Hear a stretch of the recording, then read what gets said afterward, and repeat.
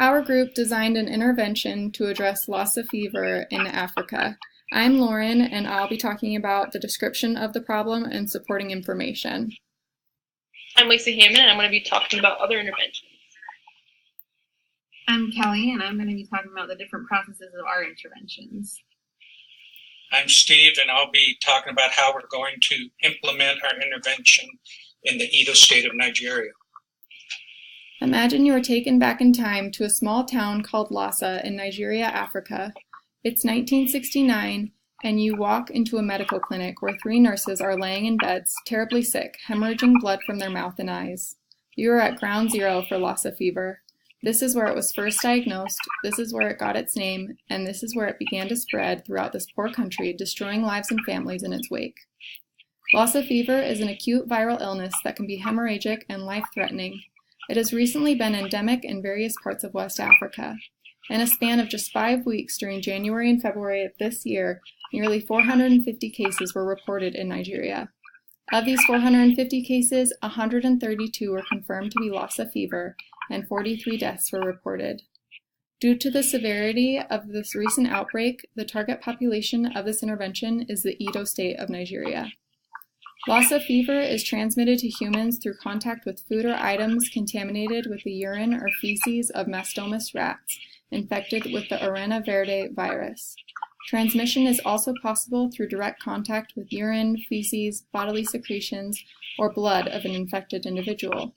Communities at the greatest risk of contracting Lassa fever include those with poor sanitation, as these areas will have a larger population of rats. In addition, many homes in these areas often have no doors, allowing rats to enter freely. Persons of all ages and genders are equally susceptible to infection. Of those who contract Lassa fever, 80% have no symptoms, while the other 20% have severe symptoms. If one is part of the 20%, they will experience a gradual onset of symptoms including fever, weakness, malaise, headache, nausea, vomiting, diarrhea, sore throat, cough, and muscle and abdominal pain. In more severe cases, patients may also experience pulmonary edema, facial swelling, or bleeding from the mouth, nose, or gastrointestinal tract, leading to low blood pressure. As conditions worsen, patients may experience seizures, tremors, loss of hearing, disorientation, coma, or death. Lassa fever can be difficult to differentiate from other viral hemorrhagic illnesses when clinically diagnosing. For example, Ebola, shigellosis, typhoid fever, malaria, and yellow fever can cause similar symptoms. Therefore, to confirm Lassa fever, one of the 4 following laboratory tests must be administered: the ELISA test, an RT-PCR test, an antigen detection test, or virus isolation by cell culture. Most carriers of the Lassa fever virus are not tested, as 80% do not even show symptoms. Treatment of Lassa fever ideally includes immediate administration of ribavirin, an antiviral drug. If given soon enough, ribavirin can be effective, but it may have little to no effect if it's administered once symptoms have progressed. With prompt care and correct care, hydration, and symptomatic treatment, the prognosis can potentially be good, but not always. The overall case fatality rate of the disease is 1%, but the observed case fatality rate among those who have been hospitalized due to severe cases is 15%. When the Lassa fever epidemic of 2018 took off, Nigeria's Center for Disease Control opened and began attempting to stop the forward movement of the epidemic, which it did. The NCDC was established in the year of 2011 in response to the challenges of public health emergencies and to enhance Nigeria's preparedness in response to epidemics through prevention, detection, and control of communicable and non-communicable diseases. Prior to this, there have been several interventions attempted to eradicate this awful disease. The CDC posted an article about preventative measures for avoiding Lassa fever. In this article, it stated, primary transmission of Lassa virus from this host to humans can be prevented by avoiding contact with these rodents. One of the biggest prevention methods is avoiding contact with these rats. The CDC attempts to educate the region by going into detail on the best ways to do this, putting food away in rodent-proof containers and keeping the home clean. By doing this, you're not giving the rats a reason to enter in the home because there's no food source for the rats to survive. These boxes do work in preventing the rats from wanting to enter into the house. but there is a cost because these boxes need to be solid metal in order to keep the rats out, and if people are not using them correctly, they will not work. Another intervention that has taken place is the patients being treated with ribavirin. The signs and symptoms of Lassa fever may be difficult to distinguish from diseases that are common in tropics, such as severe malaria, typhoid fever, yellow fever, and other viral hemorrhagic fevers. But quick diagnosis is imperative in order to administer ribavirin during the onset of this disease. Ribavirin is a drug that is taken orally or intravenously and is commonly used to treat hepatitis C. According to the National Center for Biotechnology Information, ribavirin is difficult, expensive, and restricted to specialized hospitals. The problem with this treatment method is that although it works, it is very expensive to give it to people, and since most of the places where Lassa fever is occurring are in towns where poverty is problematic, it does not make it easy to afford it or for other countries to help with funding. In January 2016, the Environmental Health Officers Association of Nigeria attempted an intervention by killing over 4,400 rats in 6 major market areas. This was an effort to strike out at Lassa fever by destroying the carrier of this disease. While it removed rats from the markets for a short time, unfortunately, the prolific ability of the rats to breed and repopulate their species won the day. Currently, the World Health Organizations have forged an alliance with the Ministry of Health of Eugenie, Liberia, Syria, Lomé, the Office of the U.S. Foreign Disaster Assistance, the UN, and others established the Mono River Union Lassa Fever Network. The intervention is aimed at 3 countries developing national prevention strategies, improving their ability to diagnose Lassa fever. This will include training for laboratory personnel. The current process to deal with outbreak of Lassa fever is to confirm it's Lassa fever. Once confirmed, these affected needed to be isolated immediately. Using good infection control practices and immediate response to outbreaks is how officials hope to stop epidemic from occurring. There is also a lot of effort in developing Lassa fever vaccine, with an estimated 100,000 to 300,000 fever cases diagnosed annually, resulting in ultimately 5,000 deaths. A vaccine could be the solution. Unfortunately, the development is expensive and very slow, tedious process. When a vaccine comes to fruition, it should be able to stop the forward progression of Lassa fever epidemic, as long as it is cost effective and easy to administer in the field. According to the World Health Organization, the transmission of Lassa fever virus to people can be stopped by employing proper hygiene routines, such as washing hands with soap before eating and maintaining hygienic conditions within the home, including disposing of trash and waste far from the home as to not attract the rats, as well as cooking food before eating to kill the virus on the vulnerable foods, those without peels or other removable exteriors. Our main intervention is to prevent the transmission of Lassa fever to Nigerians in rural areas by educating them on these simple practices. We will implement a variety of education systems to reach as many people as possible. These education systems will include radio transmission, mass texting, and in-person education and demonstration in communities and schools. The majority of people in Nigeria have radios and cell phones through which mass media campaigns can be spread. Notices can be sent to all the cell phones in an area via text messages with the health messages of the importance of the proper way to wash and when it is most vital, prior to preparing or eating food, and the importance of cooking foods in order to kill the virus on possibly contaminated foods, as well as the community hygiene of disposing of waste away from the home.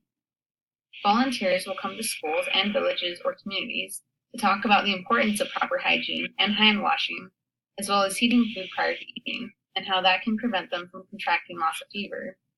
Free bars of soap will be distributed throughout the various villages to ensure people have the means to properly wash and clean their hands. While initially we looked into providing rodent-proof food containers, it proved to be too expensive for our intervention. We will include information about rodent-proof containers in our education intervention. In addition to keeping food safe from rodents and teaching proper hygiene practices, we had also wanted to include cat population reduction in these rural areas to help combat the overpopulation of these rat species that is transmitting infection.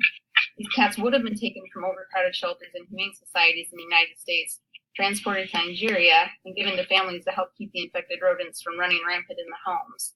Animals with carriers do not become symptomatic. However, we realized this intervention would encounter significant barriers, such as cost of transportation, shots, and supplies. So it was decided that that would be too big of an undertaking to get all of the cats and transporting them into the country. Instead, we decided to stick with the education and education of our intervention. A cat breeding program may be more feasible in a separate intervention if the future of education is not successful. By keeping the food safe from contact with the rodents and having people wash with soap before eating, the route of transmission will be halted. Cooking the food will ensure that any virus that may have gotten on the food will be killed off and will no longer be able to contaminate it. And disposing of waste outside, away from the home, will reduce the amount of rodents entering homes. While we plan on using several interventions to eradicate Lassa fever, we are also realistic that complete eradication may not be possible at this point. There are numerous obstacles, but we believe that we can make a major reduction in Lassa fever cases while virtually eliminating the potential for future epidemics. When and if a vaccine becomes available, the complete eradication might be possible. The prevention of Lassa fever relies on good hygiene, keeping rodents from entering the house, storage of food in rodent-proof containers while disposing of garbage far away from the village, and keeping homes clean. Education is obviously a great place to start. Unfortunately, with previous attempts, education methods have not reached many small villages where the outbreaks can typically start. Our intervention would use educational posters, radio, mass texting, one-on-one education, community demonstrations, and demonstrations for school students. While radios are a good source of getting information out to a large audience, there are still some villages that don't have a radio. The other issue is which radio station to use. Over 100 different stations in the area, which do we choose? Since we are focusing on the Edo State of Nigeria, we will use the following 7 radio stations: 90.5, 94.1, 95.775, 97.3, 100.1, 101.5, and 111.5 to get our message out. Since many of these stations broadcast in a specific language common to the region, this will help spread the message. Our intervention will focus on a short, precise message, getting all the important information passed on. Since our message will be written and the station will read it on the air, there should be little or no cost associated with it. If possible, we will encourage the station to make the announcement daily at the minimum. While a large portion of the population is living in poverty, 9 to 10 have cell phones. Using an area texting in Nigeria will possibly help us reach those without a radio. Law enforcement in the U.S. has used mass texting regularly to inform citizens to lock their doors and stay inside while they are searching for a suspect. Unfortunately, the technology used to send a text message to everyone in a geographical area is not in any parts of Nigeria. Much like the radio information, we will do the same with mass texting when it becomes available. In April, UNICEF launched U-Report, which is available to Nigeria. This is a platform set up to allow subscribers to get real-time answers to their questions and pass information along. Unfortunately, you must subscribe to the site in order for it to work, and it only enables you to pass information on to other subscribers. It appears to be another good method for passing Lassa fever information on to locals, which we will also attempt to use. Using volunteers to educate one-on-one is possible but very time-consuming. Getting large enough groups of volunteers that can manage to get to the numerous small villages will be a major task. Using train-the-trainer method would work best. We will train a volunteer to train other volunteers so that the volunteer force continues to expand while passing on the information. Another educational aspect of our intervention is posters. While many locations in Nigeria already use them, we will attempt to get all government buildings in the Edo State to put up posters. An important government facility to put up posters would be where the locals receive their mail. We also will contact the 2 local newspapers, The Day and the People's Daily. We would encourage them to run information regarding Lassa fever. Finally, giving demonstrations to the communities and schools should be an effective way to spread the message. By teaching school students proper hygiene and encouraging them to pass the information on to their parents and loved ones, the word would spread very quickly. While there are obviously problems and challenges with any of these interventions, taking small steps is how we start. If we could make a difference in one village, the word would spread and our efforts would become easier. Please remember, this is not just a problem for Africa. In 1976, we had a case of Lassa Fever on U.S. soil. In February of 1989, there was a case in Illinois. In 2014, another case was found in Minnesota. Lassa Fever is a worldwide threat that we need to work on to resolve now before it becomes the next epidemic in the U.S. and the rest of the world.